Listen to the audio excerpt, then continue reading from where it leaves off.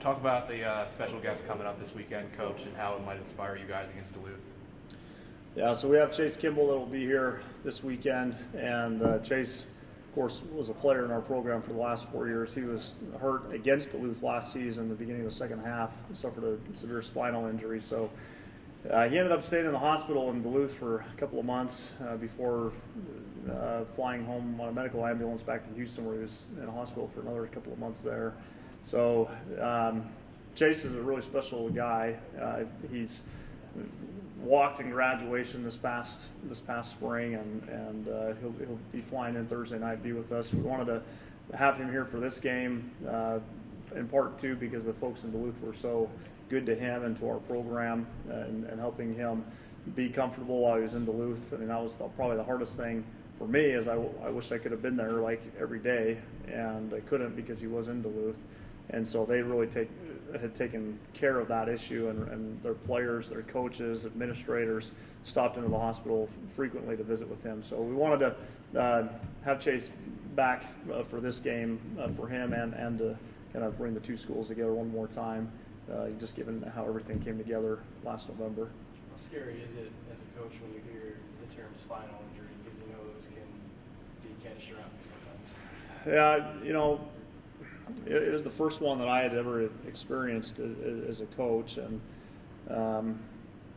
your first thought is, and second, third, and fourth really is just about the player and his family, and you're trying to think of what you can do just to support, because it's going to be a tough situation. So when Chase got hurt, it was on their sideline is where it actually happened, and so I just remember, like, right from the beginning, when they took him to the hospital and everything. I mean, right from the beginning, Chase was really positive, and he said, "I'm going to be fine, Coach." He repeated that multiple times. He was conscious, coherent, everything, and that helped me because I was really nervous for him, and I just think for his part, like, his confidence and his attitude about the whole thing the entire way really made it solid for everybody. He never lost faith in that he was going to walk again, and he was going to be healthy again, and he's progressed miraculously since that time, in large part because of his attitude. And so it is scary, and when you have someone that you really love like Chase, it makes it probably even harder. But he's doing really good, and we're excited about that. Moving on to the game at hand, Elijah, when you see a team like Duluth that has accomplished as much as they have over the last couple of years, does that give you a little bit more motivation, knowing that you're going to have to play a really good football game to win? In my opinion, it doesn't really matter their opponent. I feel that we should always play hard football. I'm always excited to take on a new challenge. For a team like Duluth, yeah, they have experience in winning, but any given day, football's an any given day sport. You can beat a team any given day. So I feel confident with my team, and we work hard every single day of the week, and I'm really proud of us. I believe we have one of the best pass defenses there is in the whole nation, actually. Like, we really have a good pass defense. So if we can just stop the run, I can guarantee we'll do really good this coming Saturday.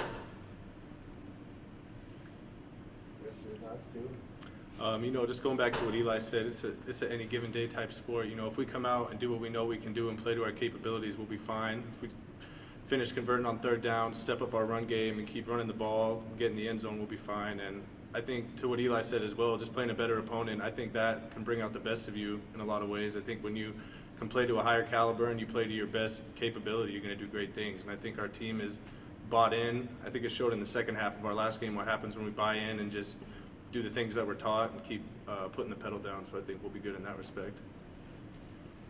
Tyler, I think Isaiah Weed has about a 63% completion percentage right now, and I think that's 1.5 away from the all-time MSU record or something like that for a season, that at least 100 attempts. Do you think he's been so accurate because he's just making accurate passes? Has he thrown a lot of safe throws, or a combination of both? I don't think he's utilized all his checkdowns and his dump offs, meaning that he has been pushing the ball down the field, and so he's thrown a high completion percentage because he's been accurate, and our receivers have gotten open down the field. We haven't like simplified totally to make it really easy for him. I mean, we continue to give him some challenge each week. He's done a nice job with it. I do think, that being said, I would like to see him check it down a little bit more. I think that, I mean, I'm not too concerned about what his overall completion percentage is, other than how it relates to moving the chains. But I do think he could do that a little bit more, because again, he has pushed the ball down the field, and so he's just made some accurate throws, and we've had some guys that have made some tough catches down the field. And I think the other thing too, I think our pass protection's been good. It's been giving him the opportunity to get that ball down the field, and so just a combination of factors. But he's played solid, and he's understood his reads and his progressions. And he's made some good plays as a result. Chris, how do you think the pass protection has evolved? I think it's gotten a lot better as the season's gone on. I think we've just been buying into more what the coaches are teaching us and following our specific rules. And I mean, having a guy like Isaiah back there gives you a lot of confidence. It's a guy you want to block for. And I think he's really stepped up and shown that he can get the job done. So as long as we keep doing what we're doing up front and keep him safe, I think a lot of good things will happen. Coach, your thoughts on Minnesota Duluth, a team that perennially, of course, comes in as a powerhouse. It seems like this year they've had some nail biters and they've come out on top, but teams have played them fairly tough. Do you feel that this is a little different Duluth team than in the past? Well, as you said, Mike, they've played 5 close games, and they've been able to come out on top of 4 of them. They've been all shootouts, every one of them. So their offense is really good. They've got a good quarterback, they've got good receivers, they've got a good old line, and they've got some good backs. I mean, they really don't have any weaknesses along the offensive unit, and so that's allowed them to move the ball successfully and score in bunches. Defensively, I think they've faced some good quarterbacks, some of the better quarterbacks in our league, and because their offense has been scoring, they've been faced with teams that have been throwing the ball down after down, and so they've given up more in terms of the throwing game than I'm sure they would want to, but at the same time, I think circumstances has been a big part of that. So we know we're going to get a really good team. They've been a really strong program in Division II for some time, and we're excited to take the field with them. It'll be a great challenge for us, and we're looking forward to it. Tyler, the last couple of weeks, it seems like for 3 quarters, your team's right there with them, if not better than them, but it seems like that one quarter just kind of has been the Achilles heel, per se. So how much have you talked to the guys about putting together a complete for 4 quarters instead of 3, essentially? Yeah, well, it's something we talk about all the time, and I think that it relates all back to mental toughness, meaning we have to be able to string together high effort for 4 consecutive quarters. And sometimes when things are going good, you kind of let your guard down, and then something bad happens. We've seen that in some games. Sometimes something happened bad, and then it takes us a few possessions offensively and defensively to regroup. We just have got to continue to work on a next play mentality. I think as we continue to get better that way, those like spurts that we've seen that have gone against us will be eliminated. Our players are aware of it. I think that's the most important thing, and they're working on it. This past week, there was a lot of opportunities for things to start to come undone underneath their feet, and they kept competing, they kept battling. We just got to just be a little bit cleaner in our game and not allow basically our mistakes to get us beat. Bottom line is, you can't start winning until you stop losing, and so we got to eliminate the things that can get you beat, and then we can kind of move forward from there. Elijah, your thoughts? Yes. We need to capitalize, really. We need to capitalize on situations that we get. I remember we got the ball possibly in the red zone, I'm not sure. We just need to capitalize. Our special teams especially, we need to step up on there.